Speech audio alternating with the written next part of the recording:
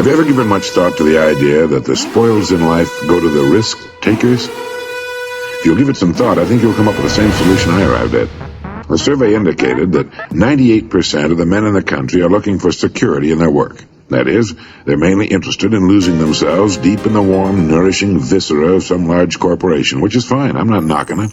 I'm just commenting on it. But these are not, as a rule, the risk takers. They're more the play-it-safers. And while they can have good and successful careers all their working lives, the chances are against their hitting the big jackpot.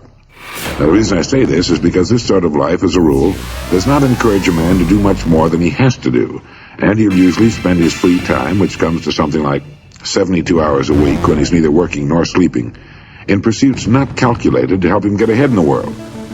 Now, the man who risks his spare time writing a book, painting pictures, fiddling with inventions, continuing his education, is generally the one in this kind of milieu who will advance above his fellows. But the man who risks all of his time on a goal he wants to reach, on a dream in his heart, who stakes his livelihood and the livelihood of his family upon his own brains and the proper use of his time, and tackles the world single-handed, here's the risk-taker to whom the spoils will generally accrue. Now, I'm not talking about the impractical dreamer and stargazer. I'm talking about the man of action who gets out and raises the dust in the world. He might take some king-size pratfalls and be snickered at by friends and relatives of a more conservative bent, but he'll usually make the grade if he stays with it, and earn their admiration, if not envy, before he's through. You know, one of the biggest factors in his favor is the size of the group he belongs to. According to the most reliable figures I can find, this risk-taker belongs to only about 2% of the population. And since he's generally working on an idea that will in some way serve the big 98%, the odds swing rather favorably to his side. Additionally, a man on his own must think. He must devote more of his days to thinking. Conversely, the man with a good steady job who's familiar with his work and surroundings can go along pretty well from day to day without doing any creative thinking at all. And as I said, we have a tendency to do no more than we have to. Anybody who spends a good deal of his time thinking is going to come up with a good idea once in a while. The law of averages is definitely on his side. And if you think about it a minute, you realize that he only needs a few, maybe only one really good idea to make it big. Now, the more you think about it and analyze it, the more it makes you think that what appears to be the risk-taker really isn't nearly as big a risk-taker as you might imagine. The cards are stacked pretty well for him from several important standpoints. But as I said in the beginning, the spoils definitely go to the risk-taker.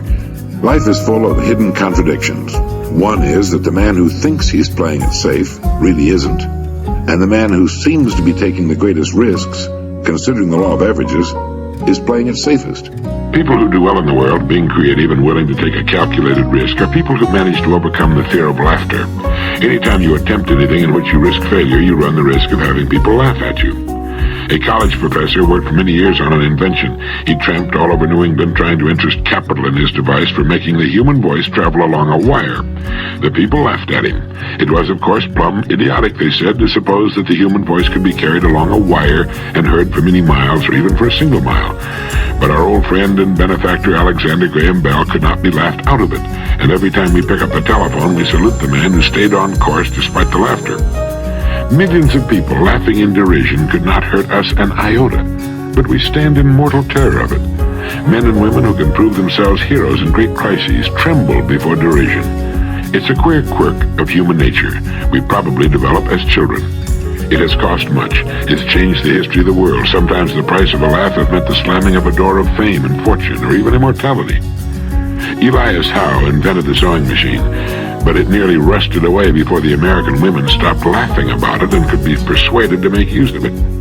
With their sewing done so quickly, they argued, what would they ever do with all their spare time? So a biographer paints a tragic picture. The man who had done more than any other to lighten the work of women was forced to borrow a suit of clothes on an occasion of a public appearance. Men are as bad as women when it comes to resisting new ideas. The typewriter had been a demonstrated success for years before businessmen could be persuaded to buy it. How could anyone have letters to write, they argued, to justify the investment of $100 in a writing machine? Only when the Remingtons sold patent rights to the Telegraph Company and two groups of salesmen worked in competition was the resistance finally broken down. Xerography faced the same kind of problem when it was first introduced, and other inventions have had similar battles. Here's an extract from a notebook of Robert Fulton, who invented the steamship, who changed the world from sail to steam on the oceans of the world. He wrote, "As I had occasion daily to pass to and from the shipyard where my boat was in progress, I often loitered near the groups of strangers and heard various remarks as to the object of this new vehicle. The language was uniformly that of scorn, sneer, or ridicule. The loud laugh often rose at my expense, the dry jest, the wise calculations of losses or expenditures, the dull repetition of Fulton's folly. Never did a single encouraging remark, a bright hope, a warm wish cross my path. Never did a single encouraging remark, a bright hope, a warm wish cross my path." And that's about what you can expect when you try something new. Emerson once commented that no one ever falls ill, but that passers-by idly hope that he will die. And the same perversity and built-in envy cause people to think or hope that any new idea or plan that runs counter to established principle will fail. Speaking of Emerson, he also wrote, "Pythagoras was misunderstood, and Socrates, and Jesus, and Luther, and Copernicus, and Galileo, and Newton, and every pure and wise spirit that ever took flesh. To be great is to be misunderstood." You know, we tend to forget that the greatest people, the greatest writers, the greatest teachers were for the most part in violent disagreement with their times and the way things were being done. We seem to have become so flabby in our acceptance of anything that we fail to do anything personally about what we see about it. Norman Cousins has written that the biggest issue of all in the years just ahead is not just the squandering of physical resources, but the squandering of human resources. What constitutes failure? What does a person have to do or not do in order to fail? Herman Melville died in 1891. He wrote the book Moby Dick, the whaling epic with its tremendous metaphysical concept of evil, at the age of 30. The book was published in 1851, sold a few copies, and then was promptly forgotten except by the limited connoisseurs of creative writing. Melville lived 40 years beyond publication of Moby Dick. He considered himself and his book a failure, and from a publisher's point of view, Melville was right. Of his other novels, Billy Budd remained unpublished for 40 years after his death, and like Moby Dick, has since become a literary classic. Today, sales of Melville's works run into the millions, but there is no retroactive compensation for the author's troubled soul or shoddy purse. So what is failure? Failure does not come to a person because he is not recognized by the multitudes during his lifetime or ever. Our success or failure has nothing to do with the opinions of others. It has only to do with our own opinion of ourselves and what we're doing. The only person that could be called a failure is that person who tries to succeed at nothing. Success, as far as a person is concerned, does not lie in achievement.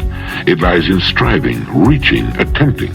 Any person who decides upon a course of action he deems to be worthy of him and sets out to accomplish that goal is a success right then and there. Therefore, failure consists not in failing to reach our goals, but rather in not establishing them. Failure consists of not trying, and certainly Melville and all the others who were not recognized until long after their deaths were successful during their lives because of the fact that they strove all of their lives and gave to their work the best that was in them. And for every Melville that we read about, there have been millions of men and women equally successful, of whom we'll never hear. People who didn't write books or try to save the world, but who, in their own quiet way, in their own places, gave to what they had chosen the best that was in them. Melville must have known deep within himself when he finished the last page of Moby Dick that he had not failed. Just as each of us knows how much of himself he's giving to what it's been given him, what he has chosen to do. People who play it too safe take the greatest risks. Did you know that? In the long haul, the intelligent risk takers develop the greatest security. It's a wise person who learns the importance of risk-taking. During World War II, psychologist E. Paul Torrance made a study of United States aces flying in the Pacific Theater of Operations. He reported that the most salient characteristic of the ace was his risk-taking ability. Throughout his life, he had kept testing the limits of his abilities, and the life histories of these men showed that they were highly resistant to accidents, and in combat, they suffered fewer casualties than pilots who were inclined to play it safe. Dr. Torrance said, "Living itself is a risky business. If we spent half as much time learning how to take risks as we spend avoiding them, we wouldn't have nearly so much to fear in life." In all walks of life, the most successful people are the risk takers. Now, by that I mean they risk believing in their own ideas, striking out toward their own goals, standing up for what they believe to be right. They take the risk of being different when they believe in something. Now, this has a tendency to make the going a little tougher for a while, but they almost always wind up ahead of the game eventually. Risk-takers realize there's nothing wrong with an occasional failure. The play-it-safers seem to think a failure means the end of the world. The risk-takers are not foolhardy. Getting back to the World War II aces for a moment, it was found that these men were very fussy about their airplanes, armament, and equipment. They were painstaking in preparation, highly disciplined in following instructions and what they'd been taught. But in an encounter with the enemy, they would immediately take charge and go on the offense. The best defense is often a good offense. The best pass defense in football is to rush the quarterback. When a storm comes up, ships in the harbor head for the raging open sea unless they're protected in slips. In the harbor, they could drag their anchors and wind up on the beach or the breakwater. So what appears to be risk-taking is often the most intelligent course to follow. It leads to security, while what would appear to be the safest course of action can lead to disaster or simply nowhere. A young woman whose romance had gone on the rocks told her mother that she was never going to permit herself to fall in love again. "You only get hurt," she said. "And if you don't fall in love," her mother said, "you don't live." It's another one of those risks the successful person is willing to take. Everyone runs risks, quite sizable risks, every day of his life, risks he takes for granted or isn't even aware of. But when an unusual situation comes along that involves risk-taking, how do you decide whether or not to go ahead? When a situation comes along that involves risk and you don't know whether to go ahead or hold back, reassess your goals. What are you trying to accomplish? What are you working toward? Will taking this risk, if it works out successfully, help you toward your goals? There's nothing some people like to do better than to give advice. Unfortunately, a lot of advice that's dished out would have to be classified as useless information. If I had to pick a winner in the useless information department, it would probably be the advice that goes, look before you leap. It is a good recommendation for swimmers and jumpers, but as far as life is concerned, it's impossible to do. We can look backward. We can see the results of our past actions and learn from them, but we can't look into the future. In living, we can guess or try to predict what the future will hold, but we really can't look before we leap. As a result of this, most people simply don't leap at all. But it's a wonderful and little-known fact that for those who dare to attempt a new and seemingly difficult leap, the results are often surprisingly successful and rewarding. Now, this is something that needs some explaining and no little qualification. The leap we take should be in line with two important criteria. One, it should be towards something we want with all our heart. And two, it should be in a field in which we have a good background of experience, or at least in an area related to our past experience. Let me give you some examples. Lindbergh took the big leap when he flew nonstop across the Atlantic, the first one to ever do so. But behind him were years of flying experience, including flying the mail in all kinds of weather with virtually no navigational aids. He couldn't see into the future as far as his success or failure was concerned, with failure probably meaning his death, but he was well prepared for the leap, and it made him rich and famous. Columbus did the same thing. He wanted to do something that had never been tried before. He believed it could be done, and he was a highly skilled sailor and navigator, and he had the best ships then available for the journey. All human progress is the result of this kind of thing, and on a much smaller scale, the same principle can be applied to our lives. If there's something you want very much to do, if you know it's right, and if you're prepared to try it, the chances are excellent that you will meet with surprising success. And after you've taken the big jump, you'll probably wonder why you waited so long. Of course, there's always the risk of failure. Lindbergh could have been killed. Columbus's little fleet could have met with disaster. Einstein might have been wrong. Washington might have been defeated and hanged along with all the signers of the Declaration of Independence by the British. But the fact is, they were not. It brings to mind again the great lines spoken by Thucydides in his funeral speech for Pericles. The secret of happiness is freedom, and the secret of freedom, courage. You'll never get elected unless you expose yourself to defeat. You'll never make it to second base if you try to keep one foot on first. You'll never achieve the dream in your heart unless you take the big jump and are willing to risk everything, even failure, on the attempt. If it's what's right for you and you've prepared yourself as best you can for the attempt, the chances are excellent that you'll meet with success.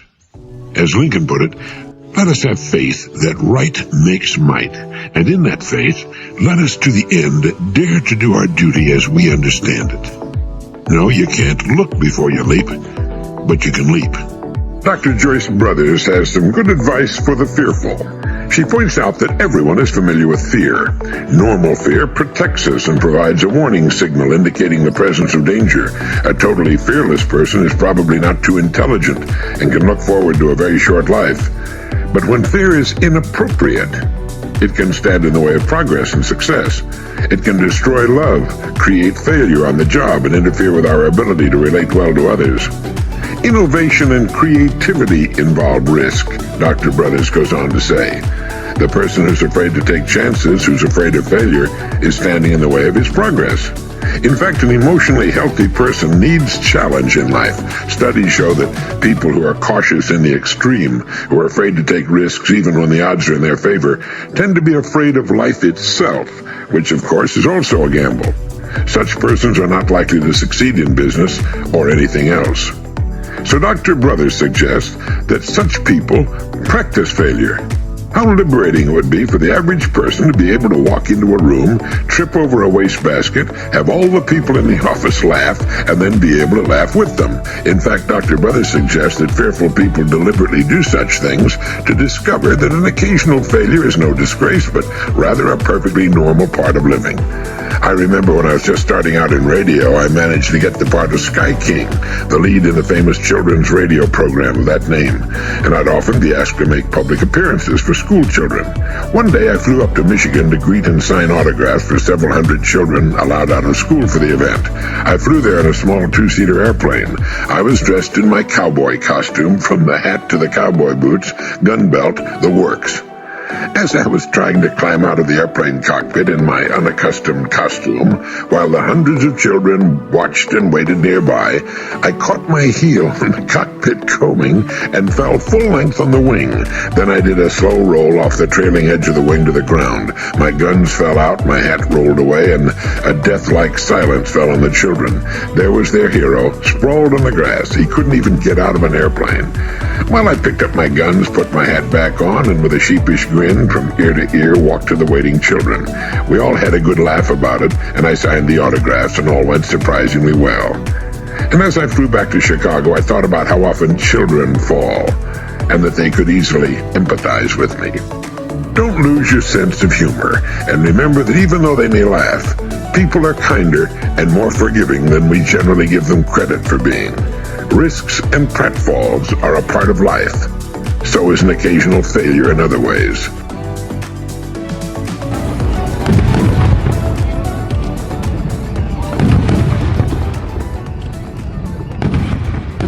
Thanks for watching, and don't forget to like, subscribe, and share this video with others like yourself. And until the next time, make every way and every day count.